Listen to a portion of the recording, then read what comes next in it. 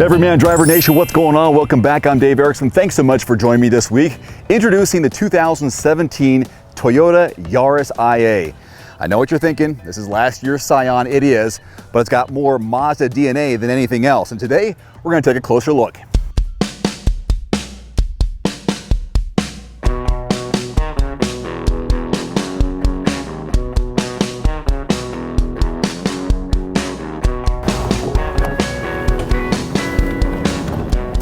Now, I wouldn't get too excited about these numbers, but keep them in mind, okay? And by the way, this says Toyota here on the top. This is actually a Mazda engine. Look at that 1.5 liter four-cylinder, made it to a 6-speed manual transmission. That's kind of a bonus. 106 horsepower, 103 pound-feet of torque. So it's gonna lack some acceleration getting up to speed in the highway, but smooth shifting. Very surprising on how smooth this is to shift. Fuel economy been surprisingly well this week. 30 miles per gallon in the city, 39 on the highway. I've been averaging 35, 36 in mixed driving so far, so huge thumbs up for the fuel economy, thanks to Mazda, Toyota's engine.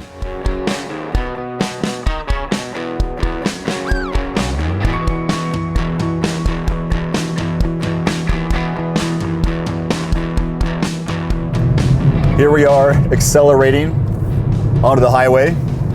Third gear at 55-60. Now we're in fourth gear, 60, fifth gear. There we go. 75 is the speed limit. I still have another gear to go. Let's go ahead and put it in the sixth. And now we're rolling. So here's the story from what I've gathered research-wise and everything else. Scion died last year, we know that. So Toyota took it over. It was the Scion last year. So now it's the Yaris IA sedan. But because Mazda doesn't make a Mazda 2 in the US, only in Europe, I guess we're allowed to clone it. And that's what Toyota has done here, which is fine for me because everything about this car says Mazda. How it drives, being nimble, responsive, smooth. Fuel economy has been really great thanks to the Mazda Toyota engine. So it's just badging, really. You know, when I got into the car a week ago, I go, wait a minute. I looked at the key fob, which is identical to the Mazda key fob. I looked at the infotainment screen, which is up here in the dash. I'm looking at the steering wheel, little carbon fiber look to it, going, and even the dial down for the infotainment system. I'm going, why does this seem so not Toyota-ish? Well, then after looking into it more and learning more about it, because I'm getting reacquainted to the Toyota, it's like, oh, that's why. First of all, it was Scion. Now it's the Toyota name, but it's all Mazda DNA, 95 or something like percent DNA on the outside as well as the inside. And kudos. Hey, if you can do it, might as well. And everything has been good and comparable to what you would expect in the Mazda vehicles. So you got the cruise control here on the steering wheel. You got the voice controls on the left-hand side. Little downside, no Apple CarPlay, no Android Auto, but you do have Bluetooth streaming and the USB port, 2 USB ports. So I plug that in to keep my smartphone charged and also to listen to podcasts or answer phone calls, that kind of thing. So that's all adaptable. But I know a lot of people are thinking, why not nowadays, 2017, we don't have an Apple CarPlay or Android Auto? It's Toyota, and apparently there's some proprietary rights or I don't know what it is, but they're not allowed to have it right now. So deal with it, and there's your plan B, USB and Bluetooth streaming. So there you go.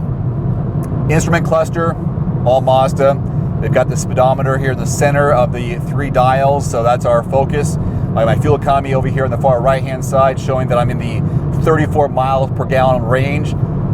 Big hang loose on that one, I love that.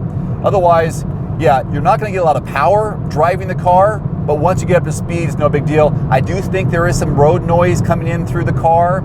It's a very narrow car too, and very light. It's like 2,500 pounds, so don't even think about towing anything, but that's gonna help with your fuel economy, and that's clear based on what I've been doing this week. And you know, miles wise, I put over half a tank, or I've used a half a tank on it, and I'm in the mid 30 range for fuel economy. So again, good deal there. Here's a look at your real-world backseat legroom and headroom from a guy who is 5'11", this being a subcompact sedan. You gotta move those headrests out of the way. This is how much room you have between the seat and your knees if you're 5'11", because this was my position as a driver up front, so not a lot. Again, subcompact sedan. So consider that when you take your passengers. Headroom, actually pretty good. I mean, I have maybe an inch. If I sit tall, then I'm hitting the roof line. But again, considering the size of vehicle, this is what you're gonna get for a guy who is 5'11". One long bench seat here, somewhat comfortable. Again, I'd rather be in the front two seats based on my size. Kids, absolutely no problem.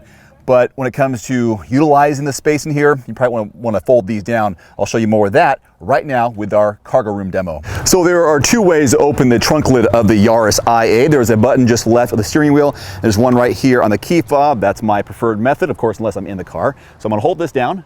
It's going to open up. So you're looking at 13.5 cubic feet of cargo volume. It actually looks pretty big in there, but you can increase that for more utility, longer items, because those seats fold down to 60-40 split. You pull these tabs right here, press them down, and you're good to go. And just below the floorboard is where you'll find your spare tire and jack kit. So rivals now, I've got about half a dozen written down. You're looking at the Kia Rio. There is the Nissan Versa. Honda Fit is one of the competitors.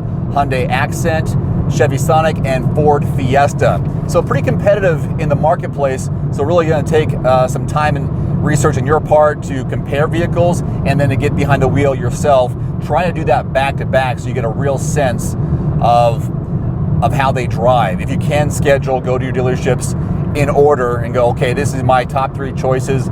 I like this one because it's, you know, Mazda DNA and I know how that drives, so let me go for it.